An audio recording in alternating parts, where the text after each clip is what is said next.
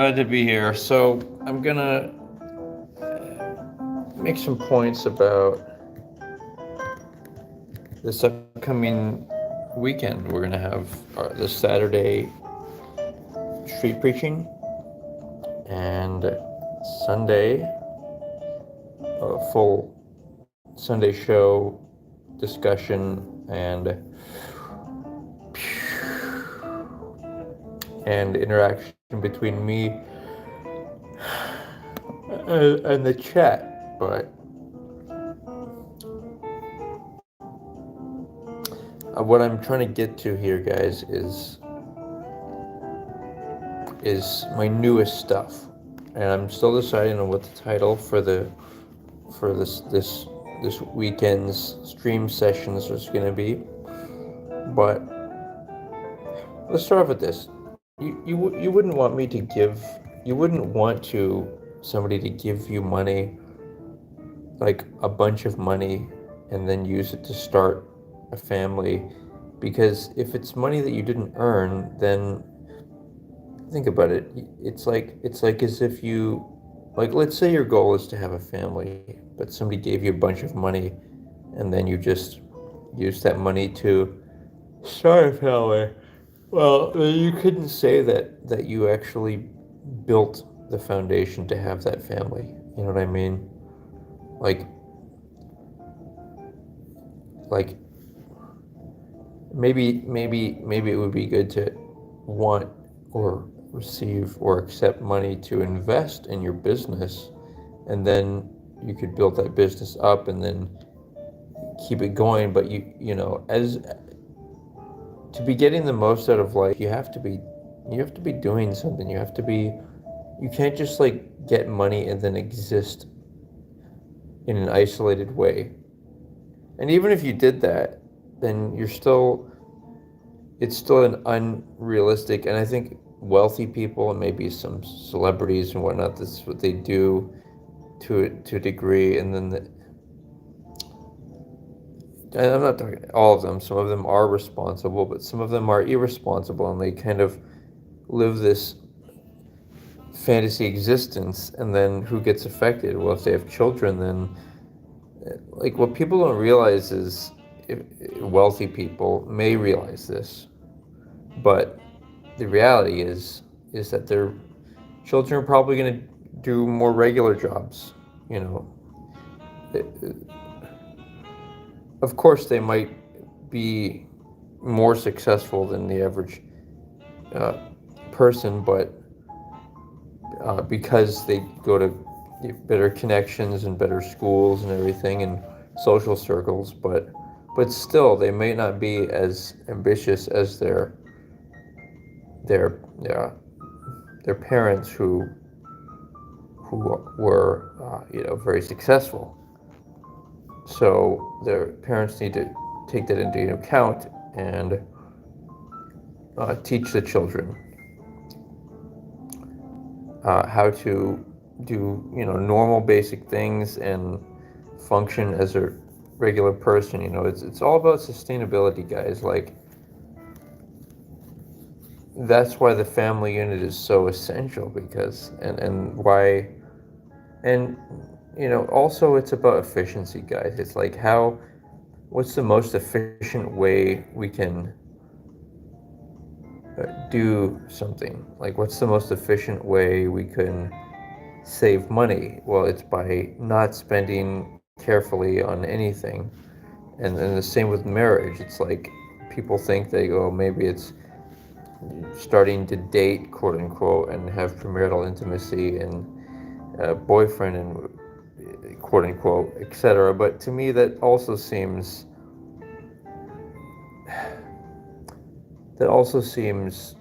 like a like a it also seems like a inefficient, because it's more efficient to quickly assess a person by their social media profile, or by quickly assessing by a brief interaction of whether or not they share a few core values that you do. Because somebody's going to have to share your like maybe top 3, or it could be top 10, but the core values that you have, the other person has to have that in order to be aligned on a consciousness level, the same one as you. And speed of consciousness, we are inhabiting these human bodies, and I want to make a controversial, perhaps, point.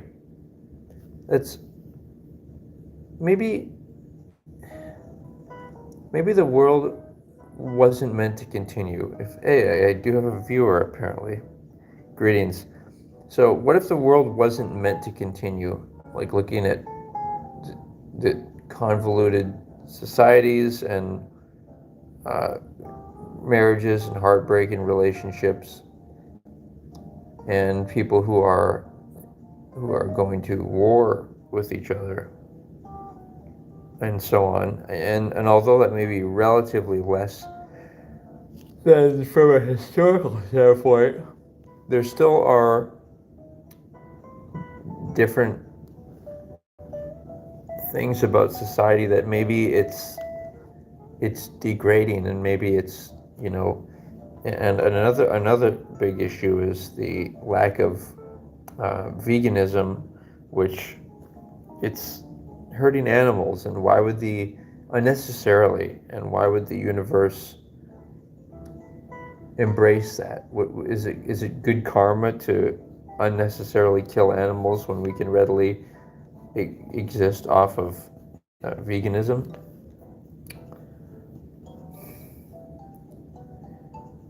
Uh, so yeah, what I'm saying is, if the world destroys itself, and through World War III, you know, it's still, don't feel bad about it. It happened for a reason, and it may not have been quote unquote good, but there is no good or bad in the universe. I think there's just really balances, and I think that that's why planets will destroy themselves if they have life on it that's not happy. Like for example, what if a person's really stressed out and has a hard life? They die an early death, right?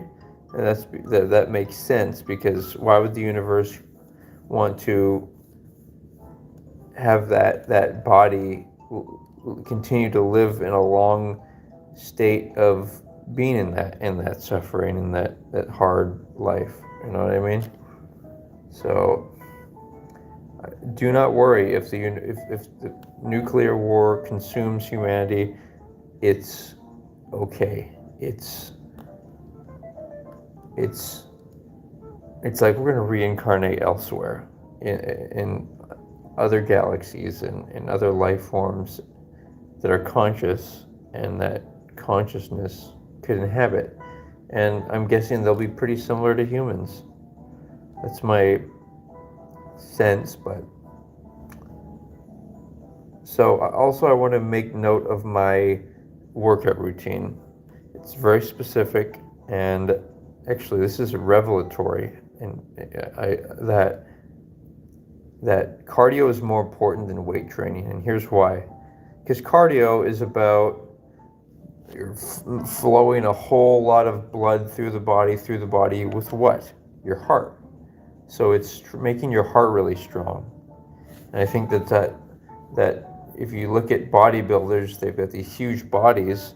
Maybe their heart gets larger to compensate for trying to crank out that blood into the body, but maybe it doesn't. And I do know that bodybuilders can get heart attacks and whatnot. And so, to me, it only makes sense to be more lean and not very bulky.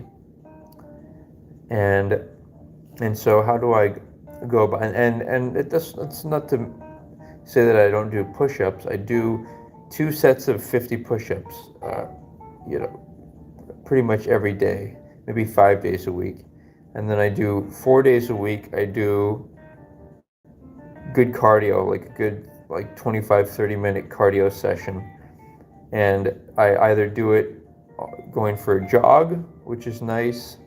By the way, it's important to decide when you like to work out and make sure it's safe. Try to find environments, even if you have to drive somewhere, then jog in a park.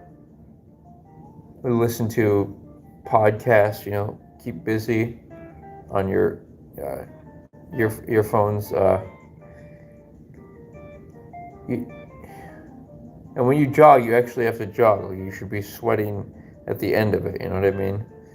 What I do is, and then I also do stationary bike in the gym because I think it's also fun to watch other people work out, even especially women too, to see them. It's fun to see healthy and attractive people and at the gym. And so what I'll do is I'll do 3 minutes of warm up in the sauna, then some jumping jacks and just kind of shake up, and then I'll do a good 25 minutes on the stationary bike.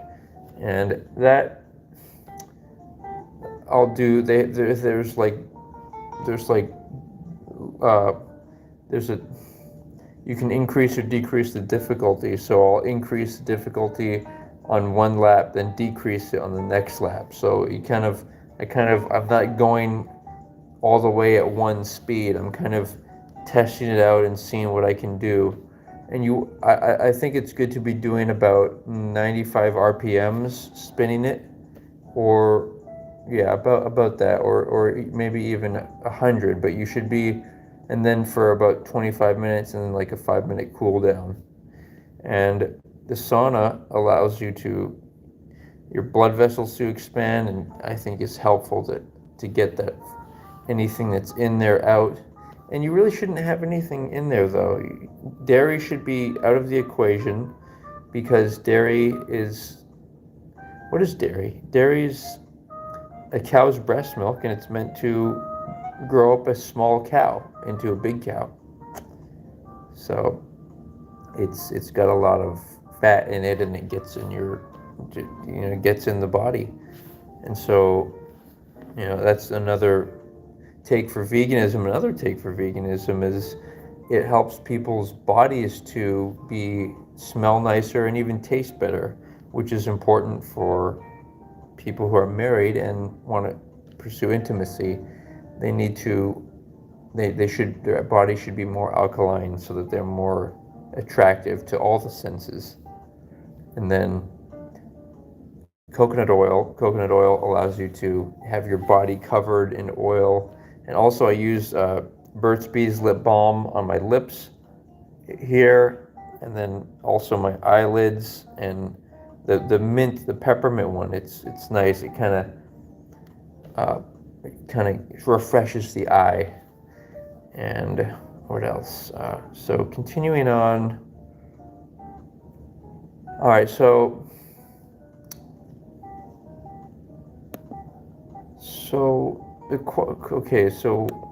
there's a lot to talk about. I'm excited about the upcoming streams this week. So here's a fundamental idea, is that women are more of they're able to be molded, or they're able to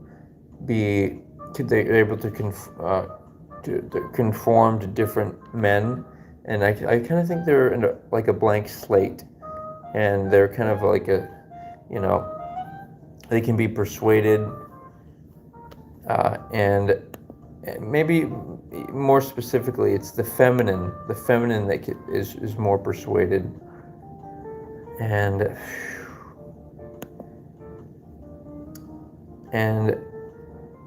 basically, the question is, what's an idealized world? It's where the masculine and the feminine are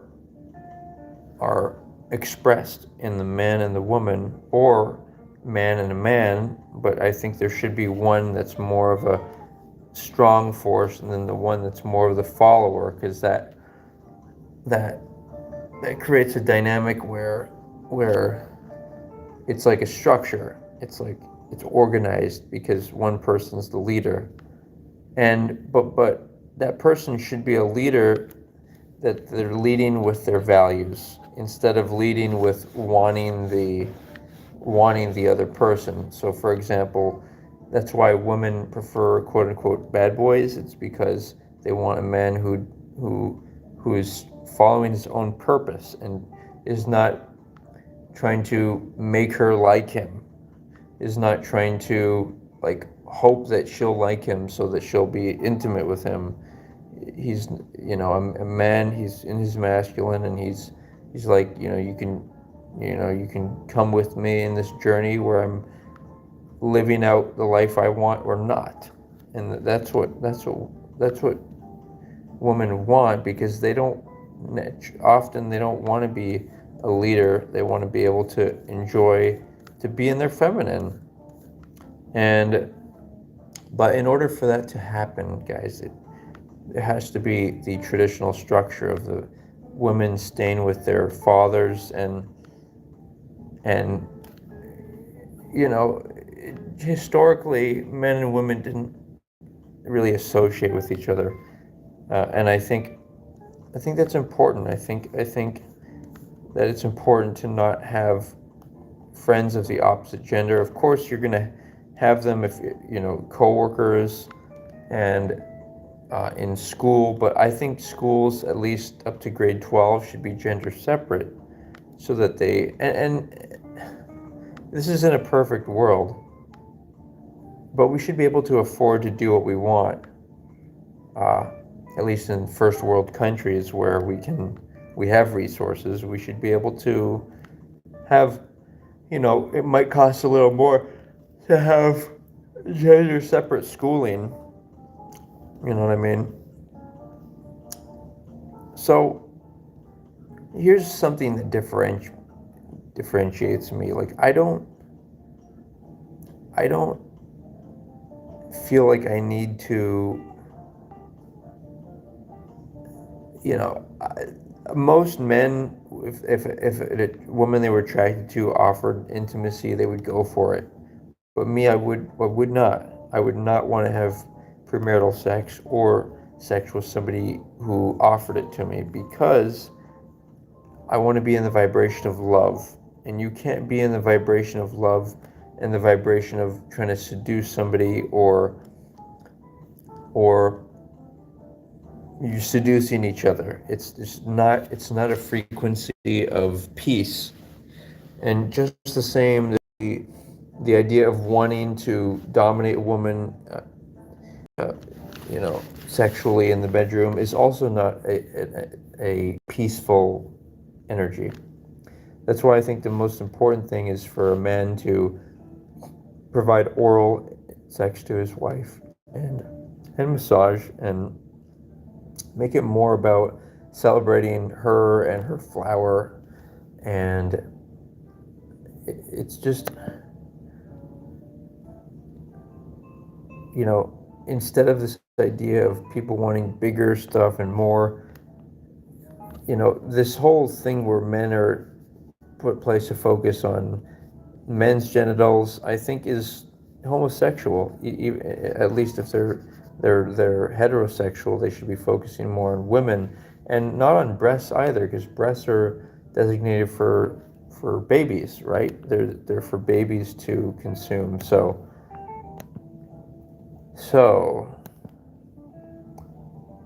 I'd like to propose that the pursuing of a quote-unquote girlfriend is a feminine action, because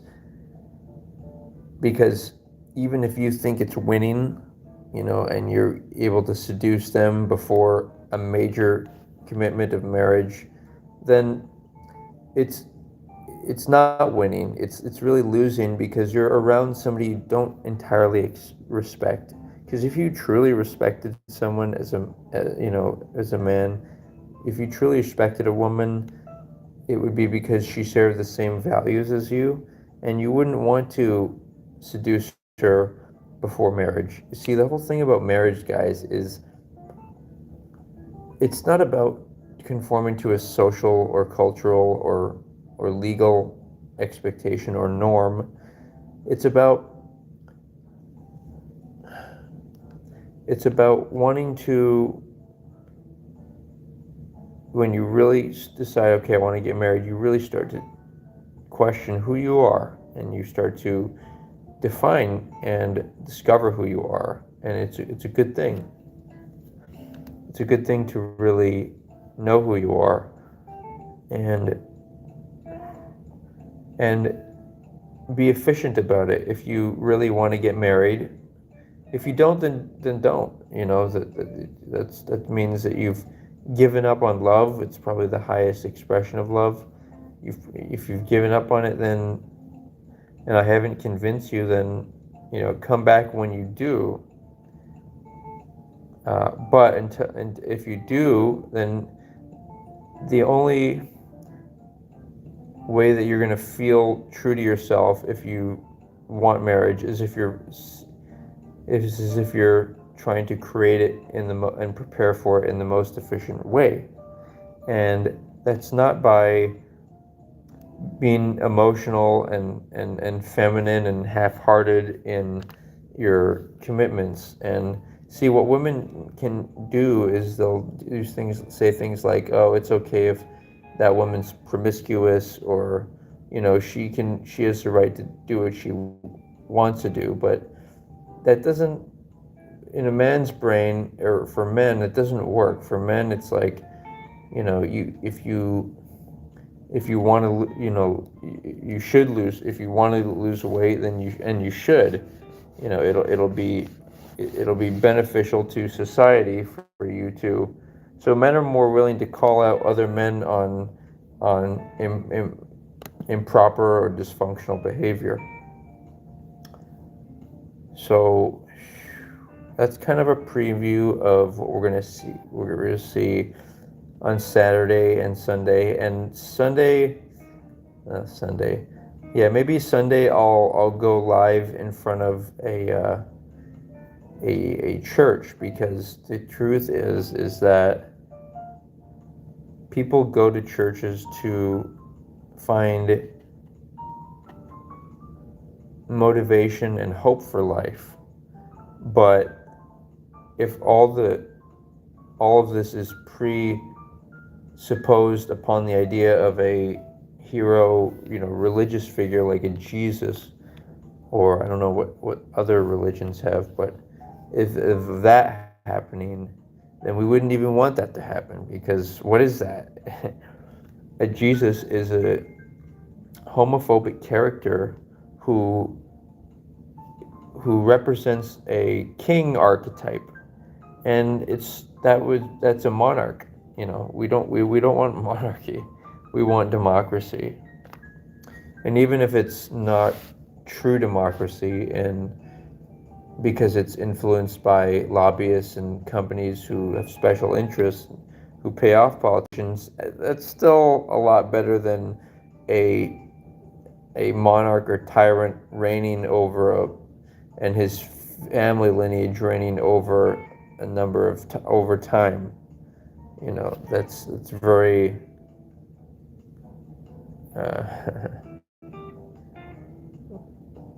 what do they call it, the plutocracy or something? All right, so that's kind of where I'm going with it. I don't mean to sound misogynistic, but I'm supportive of women. I think a woman's best chance at a good life is to be with either a man who can be masculine, or maybe she wants to be masculine, and maybe she wants a feminine man. But I don't think the biology of it is conducive to that, because women are biologically, okay, here's how you know women are crazy. I mean, like, just the makeup, right? It's putting stuff on your face, it gets absorbed in your skin, it's unhealthy. And then the breast implants, which is harmful, has to be taken out eventually, and to me it's very unattractive. And women are only doing this for men's attentions, in theory. But like I said, men should be more oriented around the woman's flower than her breast or anything like that, because that's, I think, the more masculine and adult male thing to do. Okay. There's also other things that women do, like take birth control. That would be like a man taking hormone blockers to block his testosterone. Like, men wouldn't do that. It's dangerous. You look it up, all the dangers of hormone birth control. It makes women attracted to more beta type of men who are more submissive and not willing to take the leadership role in a in marriage. And by the way, you can't really do that. Like, there's all these like dating experts, quote unquote, but all that stuff gets thrown out the window because it has nothing to do with marriage. Marriage is careful, and it has to be scientific and logical in order to get a good result. And you have to prepare for something. That's why marriages fail, because people don't prepare. So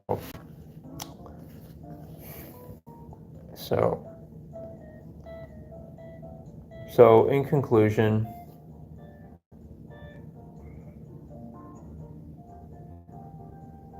here's a fun one. Try using a pendulum. I'm going to start doing this. It's where you look it up. Look up into that. It helps to make decisions. We need to make life decisions, and when you do something like use the pendulum, you really focus on questioning exactly what do you want to ask. What do you want to ask the universe? And that helps you to know your own desires. Like, for example, let's say you wanted to ask, should I talk to this person, or should I take this job? And then maybe the question gets refined to, am I ready for marriage, to talk to this woman? And by the way, in terms of efficiency, as a man, don't approach a woman unless you're ready for marriage. You approach her, you're ready for marriage. You say, I'm looking for a wife and you seem interesting. And this is only after she gives you some visual cues, some nonverbal cues of she's like posing a little bit, or kind of making herself, in your presence in some way. But yeah, so pendulum, asking questions in your life, like, should I take this job? And maybe that's not the real question you want to ask. Maybe the real question is, do I need more money? Whatever it is, it helps to refine that down. And then at the end of the day, guys, when you, as men, when you practice self-intimacy, sex with the self, masturbation, and you make use of today's available toys in this day and age, you get control over your life, and you're no longer feeling like you need women. You don't want to feel that, because if you remove that energy from the equation, then it allows you to think more clearly about working and managing your own life, and in turn inviting a woman into that life. And what does that mean, invite somebody into your life? That means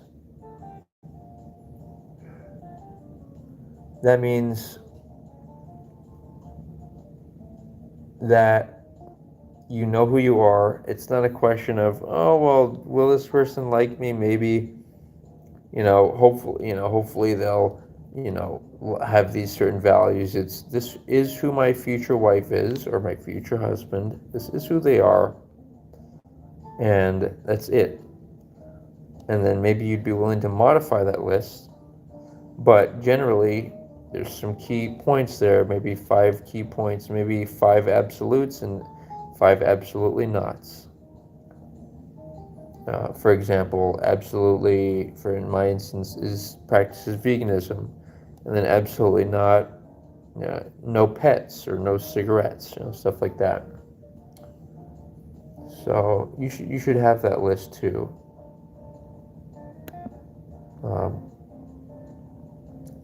Yeah, guys.